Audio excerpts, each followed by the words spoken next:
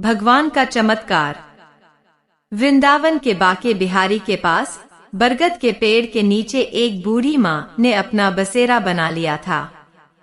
सकल सूरत से वह किसी अच्छे घर की लग रही थी। उसके चेहरे की चमक बता रही थी कि वह कोई भिखारी नहीं है, परंतु उसके फटे हुए कपड़े उसकी दर्दनाक स्थिति का व्याख्यान कर रही थी। वह अम्मा मैले कुचैले कपड़ों में ही एक चादर पर वहां पड़ी रहती थी। आज लगभग 10वां दिन था। मंदिर में जो श्रद्धालु माथा टेकने आते तो बूढ़ी माँ को थोड़ा बहुत प्रसाद दे जाता था, या कोई राह चलता उस पर तरस खाकर उसे खाना दे जाता, जिससे उसका गुजारा हो रहा था। श्रवण हर वर्ष अपने माता पिता की बरसी पर मंदिर में आता था और गरीबों को भोजन दिया करता था। उसके माता पिता एक रोड एक्सीडेंट में मारे गए थे। उसके बाद से वह अकेला था। जिस समय उसके माता पिता की मृत्यु हुई थी, उस समय यह कंप्यूटर इंजीनियरिंग कर रहा था। अब उसके आगे पीछे कोई नहीं था, लेकिन उसके माता पिता के दिए हुए संस्कार हमेशा उसका मार्गदर्शन करते थे। इंजीनियरिंग के फाइनल ईयर के बाद पहले सेमेस्टर के दौरान ही उसे एक बहुत अच्छी नौकरी मिल गई थी। अब वह एक मल्टीनेशनल कंपनी में बहुत ऊंचे पद पर कार्यरत था। शनिवार और रविवार की छुट्टी में अपने दोस्तों के साथ घूमने में बिता देता था, परंतु आज उसके माता पिता की बरसी थी, इसलिए वह आज मंदिर में गरीबों को भोजन करवाने आया था।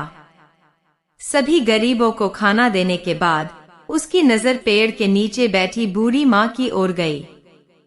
श्रवण को बूढ़ी अम्मा के चेहरे में एक अजीब सा आकर्षक और स्नेह नजर आया। शायद वह हर बूढ़ी औरत में अपनी माँ और दादी को ही ढूंढता था। वह बड़े स्नेह से उस बूढ़ी अम्मा को देखने लगा। फिर अम्मा के पास जाकर बोला, अम्मा खाना खाओगी? लेकिन बूढ़ी अम्मा काफी उदास बैठी थी। शायद इसलिए उसने कोई जवाब नहीं दिया। फिर श्रवण बोला, अच्छा यह मंदिर का प्रसाद है, यह तो खा लो। तो बूढ़ी माँ ने उसकी ओर देखते हुए अपना हाथ आगे बढ़ा दिया। बूढ़ी माँ ने साथ साथ श्रवण भी थोड़ा सा प्रसाद खाने लगा और बूढ़ी माँ के पास ही बैठ गया। प्रसाद खाते खाते वह अम्मा से पूछने लगा, अम्मा आप कहाँ रहती हैं और इस पेड़ के नीचे कैसे बैठी हुई है? अम्मा ने ठंडी सांस लेते हुए कहा, अरे बेटा, अब यह पेड़ ही मेरा घर है। पहले मैं मथुरा में रहती थी, वहां मेरा अपना एक शानदार बड़ा सा घर है। मेरे पति की मृत्यु हो चुकी है। जब तक मेरे पति जीवित थे तब तक मुझे रानी बनाकर रखते थे, परंतु पति के स्वर्गवास के बाद धीरे धीरे अपने ही बहु बेटों को मैं खटकने लगी। बहू तो मेरा चेहरा भी नहीं देखना चाहती थी। एक दिन मेरा बेटा मुझे बोला, चलो अम्मा, आज वृंदावन घुमा कर लाता हूँ। बाके बिहारी के मंदिर चलते हैं और दर्शन करके आते हैं। मेरा बेटा मुझे अपनी कार में बिठाकर लाया था और मुझे इस मंदिर के किनारे बिठाकर चला गया कि कोई जरूरी काम से जा रहा हूँ, 2 घंटे लग जाएंगे आने में। मैं तो बेटे से कहा था कि मुझे भी साथ ले चल, परंतु वह नहीं माना। देखते देखते आज 10 दिन हो गए। इंतजार करते करते मेरी आंखें पत्र आ गई है, परंतु ना तो मेरा बेटा आया, ना ही उसकी कोई खबर आई। अब मैं समझ चुकी हूँ कि मेरा बेटा यहाँ मुझे क्यों लेकर आया था, क्योंकि उसकी पत्नी मुझे बिल्कुल भी पसंद नहीं करती थी। इसलिए मुझे छुटकारा पाने के लिए मुझे यहाँ कान्हा जी के शरण में छोड़कर चला गया। यह कहते कहते बूढ़ी माँ की आंखें नम हो गई और उसका चेहरा मुरझा गया।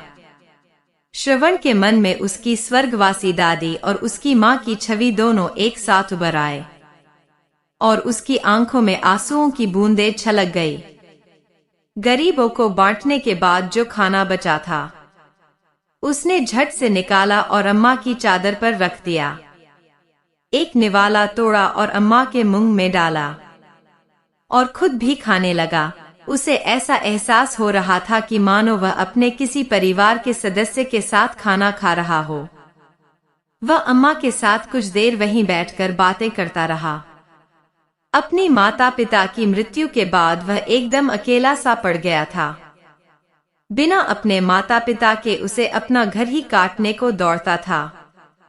इसलिए वह अपने घर में रहना ज्यादा पसंद नहीं करता था।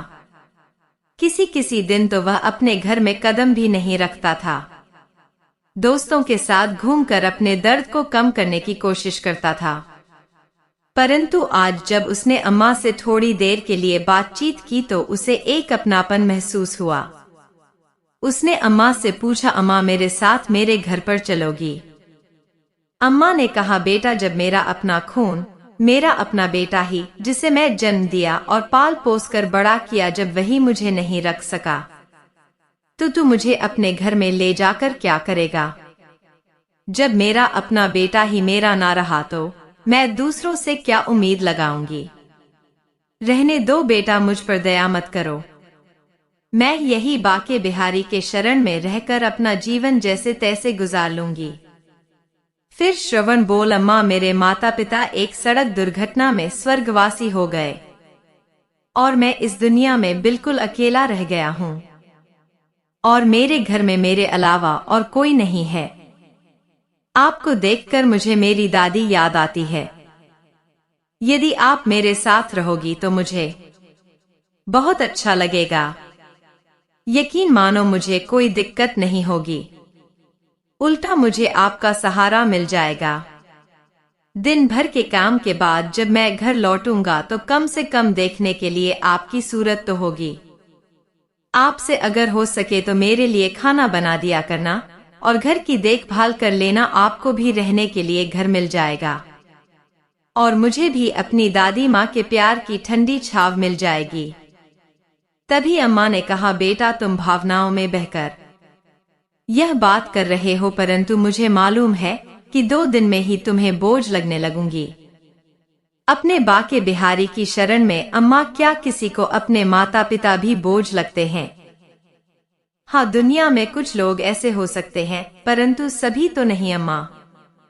जिसके सर से माँ बाप का साया उठ गया है वह कितना अकेला रह जाता है, यह मुझसे बेहतर कौन जानता होगा। मेरी दादी भी आपकी तरह ही बहुत प्यारी थी और मेरे माता पिता ने उनका बहुत ख्याल रखा था। मैं भी उनसे बहुत प्यार करता था, परंतु आज मेरे घर में कोई नहीं है। मुझे मेरी दादी माँ बहुत याद आती हैं। आप में मुझे अपनी दादी की छवि नजर आती है। मैं विश्वास दिलाता हूँ कि मैं आपको कभी भी बोझ नहीं समझेगा। गहरी सांस लेते हुए श्रवण बोला तो अम्मा का भी गला अवरुद्ध हो गया और उसकी आंखों में आंसू आ गए। अम्मा कुछ बोल ना सकी। श्रवण ने अम्मा का हाथ पकड़ा और बोला, चलो अम्मा अब ज्यादा मत सोचो, रात होने वाली है, अब आप अपने घर चले भी। श्रवण ने जैसे ही अम्मा का हाथ पकड़ा तो अम्मा ने उसके चेहरे की ओर देखा। श्रवण की आंखों में अम्मा को सच्चाई नजर आ रही थी। उन्हें लगा शायद कान्हा जी ने ही श्रवण को उसके पास भेजा है। श्रवण ने अम्मा को अपनी बाइक पर बिठाया और उसे अपने घर ले गया। इस घटना को आज 4 महीने हो चुके थे। श्रवण अब नियमित समय पर घर लौट कर आता था और अम्मा उसके लिए खाना बनाकर उसके आने की प्रतीक्षा करती थी। जब वह थक कर सोता था तो उसके सिर पर स्नेह भरा हाथ रखती थी। सुबह सुबह श्रवण के उठने से पहले ही अम्मा कान्हा की पूजा कर लिया करती थी और श्रवण का नाश्ता बनाकर रख देती थी। अब अम्मा को अपना घर मिल गया था और श्रवण को अपनी दादी और माँ का प्यार दोनों एक साथ एक दूसरे का साथ पाकर बहुत खुश थे। उस रात श्रवण काफी देर से सोया और अगले दिन जब सुबह ऑफिस जाने का समय हुआ तब उसकी नींद पूरी नहीं हुई थी। अचानक श्रवण ने अपने माथे पर ठंडी उंगलियों का स्पर्श महसूस किया। उसे ऐसा महसूस हुआ कि उसकी माँ उसे बड़े प्यार से जगा रही है। दोबारा जब वही स्पर्श उसने अपने चेहरे पर महसूस किया तो वह नींद से जाग गया। उसने आंखें खोली तो सामने देखा कि अम्मा पूजा करने के बाद खुशबू भरे हाथों से उसके माथे और बालों को सहला रही थी, जैसे उसकी माँ हमेशा किया करती थी। श्रवण ने अम्मा का हाथ और अपने हाथों में लेकर अपने होठों से चुमा और वापस उस हाथ को अपने माथे पर रख दिया और बोला, अम्मा आपका आशीर्वाद मुझे जीवन भर के लिए चाहिए। अम्मा ने आंखें बंद करके कान्हा को धन्यवाद दिया कि उन्होंने उसे श्रवण से मिलाया और फिर बोल, बेटा ऑफिस जाने का समय हो गया है।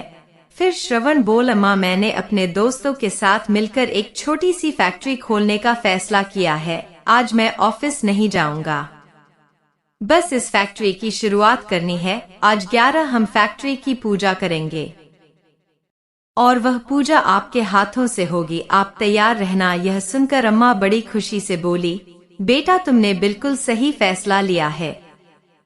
वक्त के साथ साथ और भगवान के आशीर्वाद से हमारी यह छोटी फैक्ट्री भी एक बहुत बड़ी फैक्ट्री में बदलेगी, यह मेरा विश्वास है और मेरा आशीर्वाद हमेशा तुम्हारे साथ है।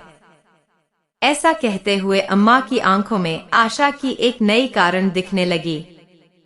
श्रवण ने अपने दोस्तों के साथ मिलकर फैक्ट्री खड़ी कर दी और उसे फैक्ट्री में अच्छी गुणवत्ता के उत्पाद बनाए। उन सभी की मेहनत के कारण फैक्ट्री की प्रगति बड़ी तेजी से हो रही थी। श्रवण अब एक और नई फैक्ट्री शुरू करने का विचार कर रहा था, जिस कारण वह और भी ज्यादा व्यस्त होता जा रहा था। एक दिन अम्मा बोली, बेटा तुम तो अपने जीवन में बहुत ज्यादा व्यस्त होते जा रहे हो, परंतु यह बात याद रखो कि केवल काम ही जीवन का उद्देश्य नहीं होता। तुम्हें काम के लिए भी एक सहारे की आवश्यकता है। क्यों न एक अच्छी सी लड़की ढूंढकर तुम्हारी शादी कर दी जाए। अम्मा की बात श्रवण को भी उचित लगी। वह बोला, अरे हाँ माँ, अपनी जिंदगी में इतना ज्यादा व्यस्त हो गया कि इसके बारे में कभी बात करने का समय ही नहीं मिला। मेरी निगाह में एक लड़की है सरिता, जो मुझे बहुत पसंद है, लेकिन मैंने उससे कभी बात नहीं की। सरिता श्रवण की माँ की सहेली की बेटी है, जो पढ़ाई पूरी करने के बाद इस शहर में नौकरी कर रही थी। श्रवण की उससे मुलाकात कभी कभार हो जाती थी। श्रवण को सरिता का स्वभाव और बातचीत करने का तरीका बहुत अच्छा लगता था। अम्मा श्रवण के साथ सरिता के घर गई, उसके माता पिता से बातचीत की। बेटा श्रवण और सरिता की शादी का प्रस्ताव दिया। सरिता के पिताजी ने तुरंत ही हाँ कर दी। बस फिर क्या था, कुछ ही दिनों बाद श्रवण सरिता को दुल्हन बनाकर अपने घर ले आया। सरिता अम्मा के गुणों से और उनके स्नेह से बहुत प्रभावित हुई। जितना प्यार श्रवण अम्मा से करता था, उससे कहीं ज्यादा लगाव वो सरिता का अम्मा से हो चुका था। सरिता हमेशा सोचती थी कि ना जाने अम्मा उसके दिल की हर बात को कैसे जान लेती हैं और कैसे उसकी हर चाहत को उसके कहे बिना पूरा कर देती हैं। समय बीतने लगा और श्रवण के घर 2 जुड़वा बच्चों ने जन्म लिया, एक बेटा और एक बेटी। श्रवण का घर तो जैसे खुशियों से भर उठा। अम्मा जी अब सही मायने में दादी बन चुकी थी। अब उनकी मुख्य जिम्मेदारी श्रवण और सरिता नहीं, बल्कि अम्मा के पोता और पोती हो गए थे। अब अम्मा का बिस्तर अपने पोता और पोती के कमरे में लगा दिया गया था, ताकि वह दोनों अम्मा के स्नेह की छाव में रहे और उनके संस्कारों के साथ पले बढ़े। बिना दादी के तो दोनों बच्चे एक समय का खाना तक भी नहीं खाते थे। जब भी बच्चे मम्मी पापा के साथ बाजार जाते तो जिद करके दादी को हमेशा अपने साथ लेकर जाते। सरिता और श्रवण भी दोनों बच्चे की जिम्मेदारी अम्मा को देकर बिल्कुल बेफिक्र हो चुके थे। सरिता अपने पति श्रवण के साथ उसके काम में पूरी मदद करती थी। श्रवण को भी सरिता के रूप में बहुत अच्छा जीवन साथी मिला था, जिस कारण उसकी फैक्ट्री अब नई ऊंचाइयां छू रही थी। उसकी फैक्ट्री की शाखाएं अब देश के अलग अलग शहरों में स्थापित हो चुकी थी, जिनमें हजारों कर्मचारी कार्य रखे। उधर अम्मा का बेटा निशांत, जो अम्मा को दर दर की ठोकरें खाने के लिए छोड़कर चला गया था, वह रह रहकर अपराध बोध से प्रसिद्ध हो रहा था। अपनी निष्पाप और नीरव प्रार्थना के साथ किया गया व्यवहार उसे पल पल का चोट होता था। समय के साथ साथ उसका यह अपराध वध बढ़ता जा रहा था। अपने घर के झगड़ों से दुखी होकर और अपनी पत्नी के साथ सुखी जीवन जीने की चाह में उसने अपनी मां का त्याग कर दिया था। परंतु उस दिन के बाद उसका अंतर्मन हाहाकार कर रहा था, जिसे वह किसी से भी कह नहीं कर पा रहा था। अब उसके घर में केवल उसकी पत्नी का ही एक छत्र राज था। अब वह अपनी मर्जी के अनुसार खर्च करती थी और दुकान में से मनमर्जी का पैसा निकलती थी। परंतु व्यवसाय से लगातार पैसा निकालने के कारण उसका जमा जमाया व्यवसाय, जो कि उसके पिता के द्वारा खड़ा किया गया था, घाटे में जाने लगा था। अंततः उसे दुकान बंद करनी पड़ी। दुकान बंद करने के बाद कुछ दिन बड़ी कठिनाई से गुजरे। अब निशांत और उसकी पत्नी को आटे दाल का भाव मालूम पड़ने लगा था। फिर फिजूल खर्चे तो दूर की बात, अब उनके पास घर खर्च और बच्चों की आवश्यकता ही पूरी करने के लिए भी पैसा नहीं था। निशांत का एक मित्र, जो एक बड़ी कंपनी में कार्यरत था, उसने अपनी सिफारिश पर उसकी नौकरी अपनी ही कंपनी में लगवा दी और इस तरह निशांत के जीवन की गाड़ी थोड़ी थोड़ी चलने लगी। निशांत तब कंपनी में बहुत मन लगाकर काम कर रहा था, जिस कारण उसे फैक्ट्री में बहुत मान सम्मान मिलने लगा। अब वह फैक्ट्री का एक महत्वपूर्ण कर्मचारी बन चुका था। निशांत की कंपनी में स्थापना दिसंबर पर वार्षिक महोत्सव मनाया जाना था। सभी कर्मचारियों को उनकी काबिलियत के आधार पर पुरस्कार वितरित किया जाना था, जो कि उसकी कंपनी के मालिक के द्वारा दिया जाना था। नियत तिथि पर पुरस्कार वितरण का समारोह शुरू हुआ और यह पहली बार था कि जब कंपनी का मालिक अपने सभी कर्मचारियों से रूबरू हो रहा था। आज का दिन निशांत के लिए बहुत खास था। मैनेजिंग डायरेक्टर अपनी पत्नी, मां और बच्चों के साथ समारोह में आए थे।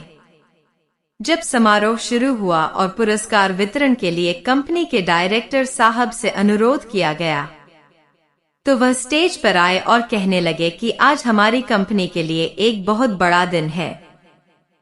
परंतु आज हमारी कंपनी जिस स्थिति में है, वह केवल और केवल हमारी अम्मा जी के आशीर्वाद से ही है। यदि अम्मा जी की प्रेरणा ना होती, तो ना तो यह कंपनी होती और ना ही मैं इस पद पर होता।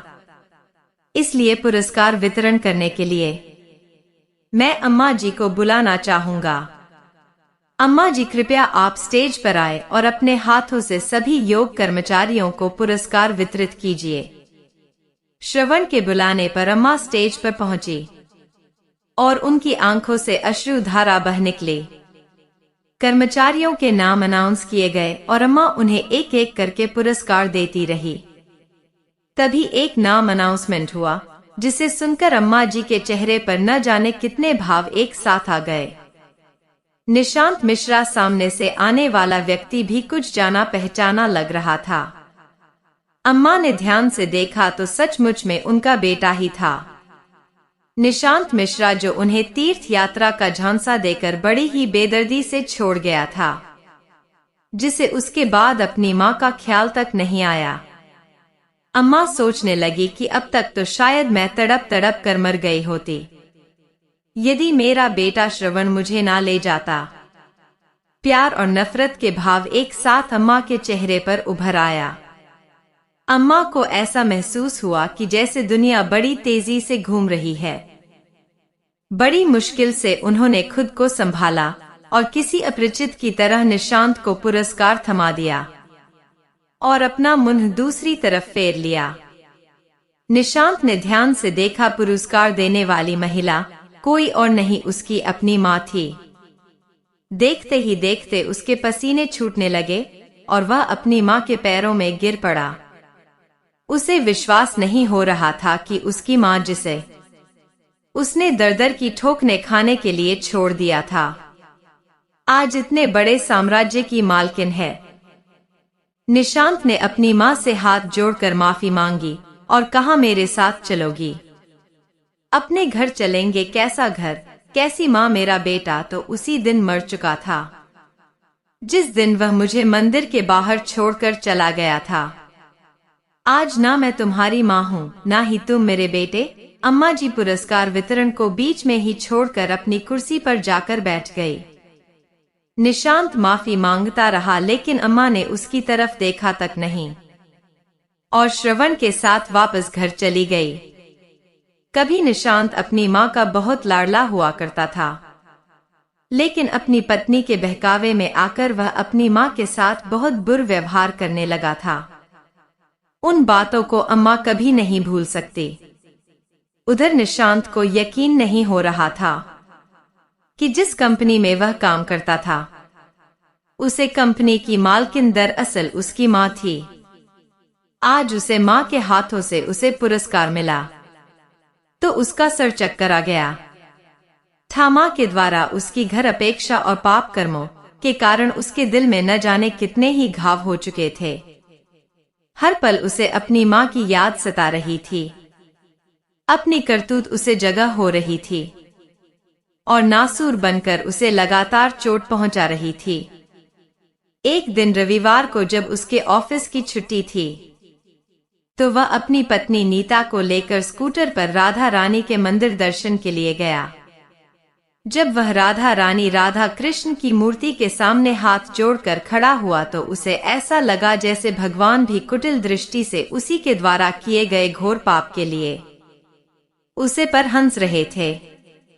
घबराकर उसने आंखें खोली। पूजा पाठ करके मंदिर में आते समय अपराध भूत के कारण उसकी मानसिक स्थिति बिगड़ी हुई थी, जिस कारण सामने से आता हुआ ट्रक नजर नहीं आया पर तेज धमाके के साथ स्कूटर ट्रक से टकरा गया। वे दोनों बड़ी बुरी तरह से घायल हो गए। निशांत की स्थिति गंभीर बनी हुई थी। उसके पैर की हड्डी टूट चुकी थी और उधर उसकी पत्नी नीता को पैरालिसिस हो चुका था। जब उसे होश आया तो वह दहाड़े मारकर रोने लगी। अब घर पर दोनों बच्चों की देखरेख के लिए कोई नहीं था। नीति के मायके में उसके भाई भाभी उसका पता करने के लिए आए, परंतु थोड़ी देर हालचाल पूछकर भी दोनों चलते बने। निशांत के दोस्त ने सारी घटना की जानकारी कंपनी के मालिक श्रवण को दी। श्रवण फोन पर उससे बात कर रहा था तो अम्मा वहीं बैठकर उसके साथ चाय नाश्ता कर रही थी। निशांत मिश्रा का नाम सुनकर अम्मा चौंक उठी। उसने श्रवण से पूछा कि क्या हुआ, किस बारे में बात हो रही थी। तो श्रवण ने सारा हल्का सुनाया कि उनकी कंपनी के एक कर्मचारी निशांत मिश्रा का एक्सीडेंट हो गया है और वह गंभीर रूप से घायल है। यह सुनकर अम्मा रोने लगी। श्रवण ने जब अम्मा से उनके रोने का कारण पूछा तो अम्मा ने सारी बात सुनाई। तब श्रवण बोला, अम्मा, कर्मों का फल तो भोगना ही पड़ता है। उसने जैसे कर्म किए थे उसे फल तो मिलना ही था। लेकिन अम्मा का दिल अंदर ही अंदर अपने बच्चों के लिए तड़प रहा था। उसके बेटा बहू लाचार होकर बिस्तर पर पड़े थे। इसलिए अम्मा ने कहा कि मैं थोड़ा समय अपने बेटे बहू के पास जाना चाहती हूँ, कुछ दिनों बाद वापस आ जाऊंगी। श्रवण में भी हम ही भर दी और अम्मा को बहुत से पैसे देकर उनके बेटे बहू के पास छोड़ आया हूँ। अम्मा ने अपने बेटे और बहू को एक अच्छे से अस्पताल में भर्ती करवाया। यहाँ उनका पूरा रखा जाने लगा, उनके बच्चों को संभाला और साथ साथ उनकी दुकान को भी फिर से खड़ा किया। जो पैसे श्रवण ने दिए थे अपने बेटे बहू की गृहस्थी संभालने में लगा दिया। हर कदम पर श्रवण ने अम्मा की पूरी मदद की। एक और तो निशांत की तबीयत अब कुछ सुधरने लगी थी, पर दूसरी और उसका कारोबार भी पहले की तरह चमक उठा। उनकी गृहस्थी को कुछ ही समय में अम्मा ने व्यवस्थित कर दिया था। जब उन दोनों की अस्पताल से छुट्टी हुई और वह घर लौटे तो वह दोनों अम्मा से माफी मांगने लगे। वह अपने किए पर शर्मिंदा थे। अम्मा की बहू बोली, अम्मा जी, जिसे हमने घर से बाहर निकाल दिया था वही आज इस घर में लक्ष्मी बनकर आई है। अम्मा जी, मैं आपको समझ नहीं पाई। हम लोगों ने आपका अनादर किया है। हमारी इस करने की सजा आज हमको मिली है। दोनों बेटा बहू अम्मा के पैरों में पड़ गए। अम्मा ने भी उन दोनों को माफ कर दिया और अपने पोता पोती को खूब दिल दिया। कुछ दिन और वहां रहने के बाद अम्मा ने कहा, अब तुम दोनों की तबीयत ठीक हो चुकी है और तुम अपनी गृहस्थी को संभाल सकते हो। तुम्हारी दुकान भी खूब अच्छी चल रही है, इसलिए अब मैं चलती हूँ। मेरा बेटा और मेरा परिवार मेरा इंतजार कर रहा है। यह कहकर अम्मा ने अपना बैग तैयार कर लिया। बेटा बहू ने अम्मा को जाने से रोकने की बहुत कोशिश की, परंतु अम्मा ने कहा, मेरा बेटा श्रवण मुझ पर जान छोड़कर अब वही मेरा बेटा है, इसलिए अब मुझे जाना ही होगा बाहर। श्रवण अम्मा को लेने के लिए पहले ही गाड़ी लेकर आ चुका था। उन दोनों ने बहुत मनाया, परंतु अम्मा नहीं रुकी और चल दी। यदि वीडियो पसंद आया हो तो आप हमारे चैनल को सब्सक्राइब कर वीडियो को लाइक और शेयर कर सकते हो। वीडियो को अंत तक देखने के लिए आपका धन्यवाद।